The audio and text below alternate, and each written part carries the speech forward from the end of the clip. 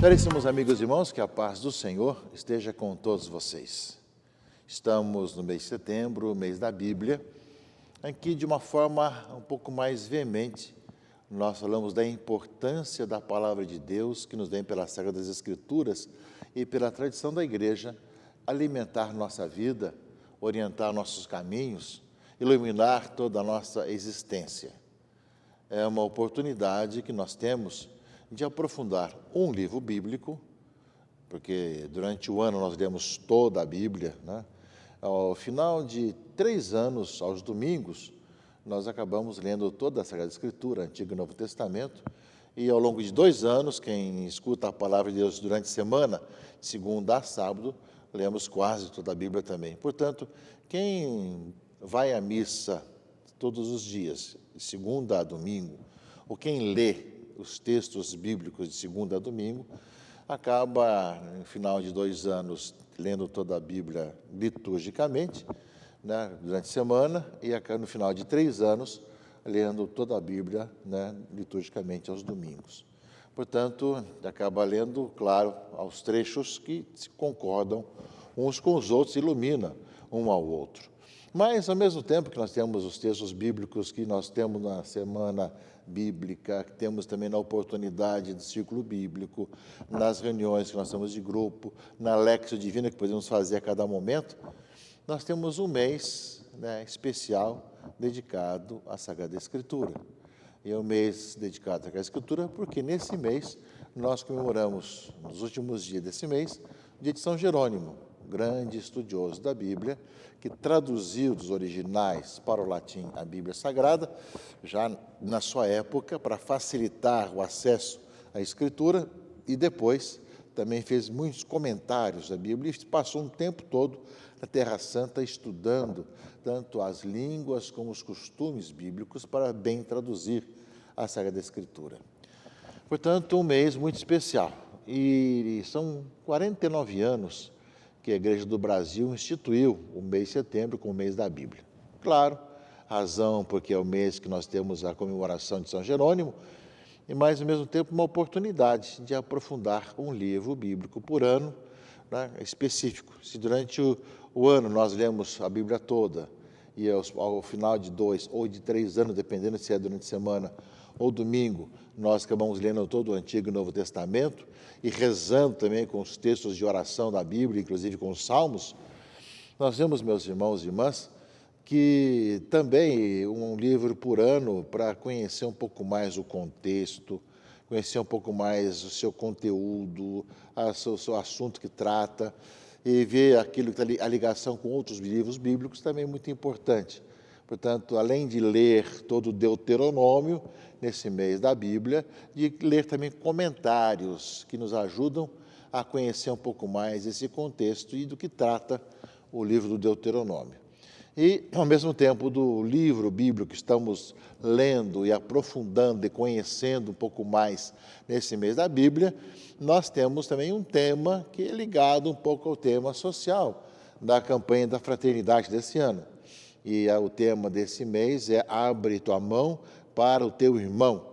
Está em Deuteronômio 15, 11, né, que é uma oportunidade justamente de ver, né, a importância de partilhar com o outro aquilo que necessita.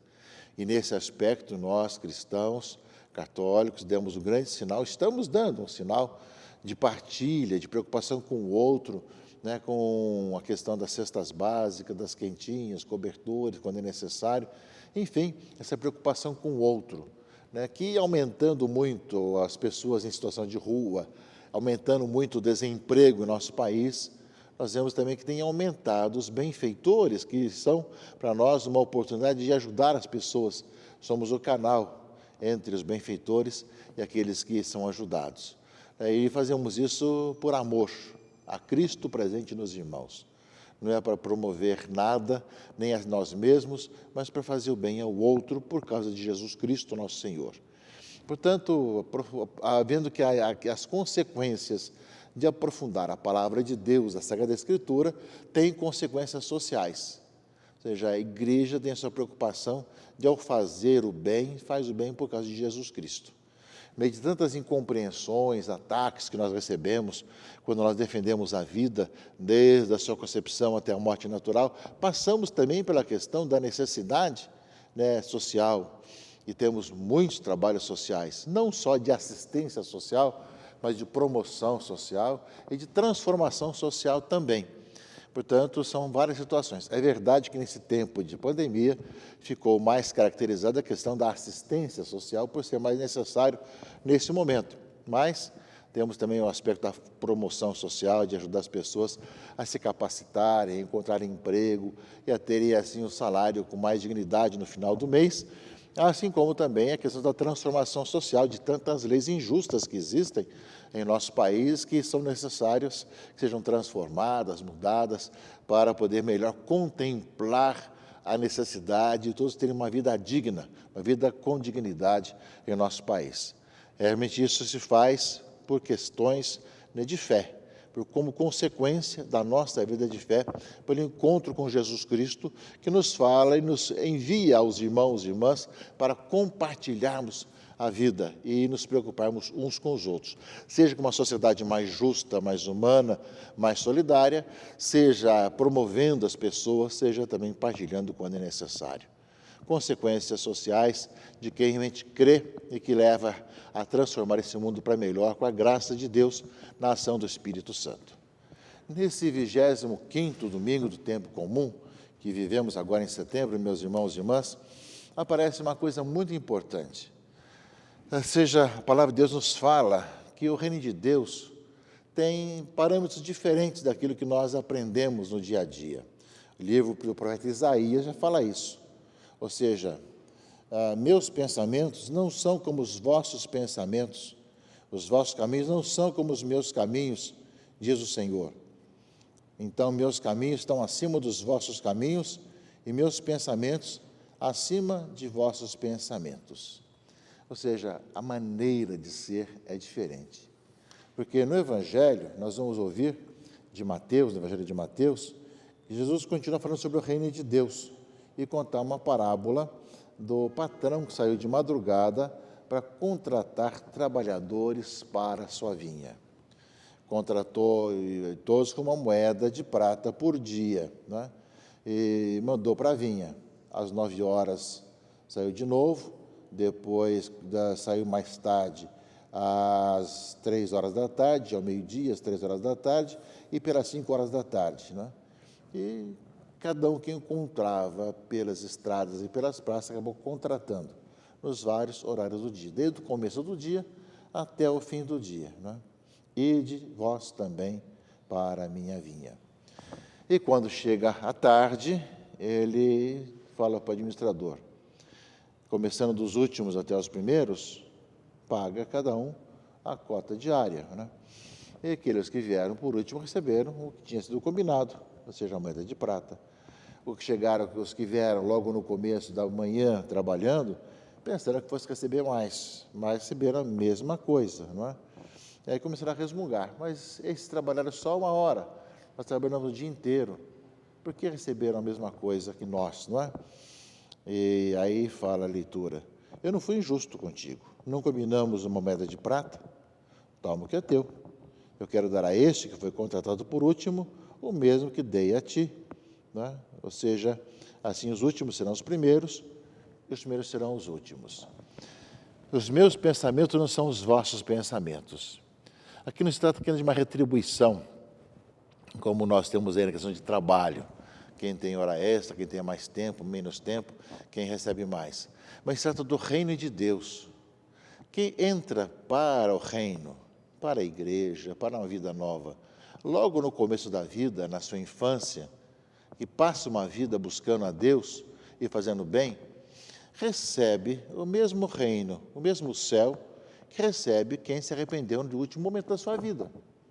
Ou seja, a única questão é que a pessoa deixou de viver toda a sua vida na graça de Deus. Passou a vida inteira, às vezes, na vida fazendo mal, errando, mas se converteram ao final da vida, recebe a mesma vida de céu, a mesma vida com o Senhor. Ou seja, aquele bom ladrão que está ao lado da cruz de Jesus, roubou, fez o mal, assim é que ele foi condenado, né, a morrer na cruz, e quando ele se arrepende, fala para Jesus, lembra-te de mim quando entrares no paraíso, e Jesus vai dizer, hoje mesmo você vai estar comigo. Ou seja, no último momento da sua vida, ele se arrependeu e pediu para ir para a eternidade. Então não vale a pena fazer o bem? É melhor deixar por última hora para fazer o bem? Vão perguntar por aí, né? Não, pelo contrário. Fazer o bem sempre é melhor, sempre. Quem faz o mal está realmente amargurando a sua vida e a dos outros e tendo suas consequências na própria vida de ter feito o mal. Então, não é uma questão que se você vê que é muito bom fazer o bem, não tem por que fazer o mal, não tem por que andar pelos caminhos errados. Né? Então, essa questão muitas vezes se coloca, e depois outra, você não tem garantia que realmente no final da tua vida, na última hora, você vai ser aquele que vai ser como o bom ladrão, que vai se arrepender. Você pode estar ainda com o coração empedernido e não se arrepender, e aí perder a eternidade, por um último momento da sua própria vida. Portanto, é responder ao Senhor naquele momento que Ele passa em nossa vida, se na infância, se na juventude, se na idade adulta, se na velhice. É importante estar atento e agradecer ao Senhor que nos chamou, seja lá qual hora que for, qual o momento que foi que Ele nos chamou, de vivermos intensamente a nossa vida e agradecermos por nos ter chamado. Viver a vida toda fazendo o bem e andando no caminho do reino de Deus é um bem, é uma coisa boa, e não o contrário, achar que fazer o pecado que é bom, né? E justamente por fazer o bem, que nós nos alegramos de poder continuar fazendo o bem, mesmo que soframos muitas vezes tantas coisas injustas que querem impingir contra a gente, mas estamos felizes de poder continuar fazendo o bem, mesmo a quem nos faz o mal. E, ao mesmo tempo, nós vemos aí que mesmo aqueles que chegam ao final da vida e se arrependem, também o Senhor lhe dá a mesma moeda, que é o sustento da sua própria vida, que é a vida eterna, a vida no Senhor. É uma palavra, meus irmãos e irmãs, que nos faz pensar sobre a importância de respondermos ao Senhor quando Ele passa, porque não sabemos quando passará de novo e se passará de novo nos chamando para a sua vinha. Importante que quando Ele passa chamando-nos para trabalhar na sua vinha, nós respondamos, vamos lá, aqui estou. E por fim, meus irmãos e irmãs, isso tudo vai nos fazer, como diz a carta aos Filipenses, o Senhor vai ser glorificado pela minha vida, seja pela minha morte, pois para mim o viver é Cristo e o morrer é lucro. Enquanto se eu viver na carne significa que meu trabalho será frutuoso, nesse caso não sei o que escolher. Sinto-me atraído para os dois lados. Tenho o desejo de partir para estar com Cristo, o que seria para mim, de longe, o melhor. Mas para vós é necessário que eu continue minha vida neste mundo. Só uma coisa importa, viver à altura do Evangelho de Cristo. Portanto, meus irmãos e irmãs, quer que nós partamos para a eternidade, quer continuemos aqui, que nós continuemos com o Senhor. E é bem por aí que Paulo coloca para nós. Eu gostaria de estar com Jesus Cristo já, mas se é necessário que eu permaneça aqui, eu permaneço fazendo bem. Não importa o momento da nossa partida, é importante que nós façamos sempre o bem, cada momento, cada instante da nossa existência.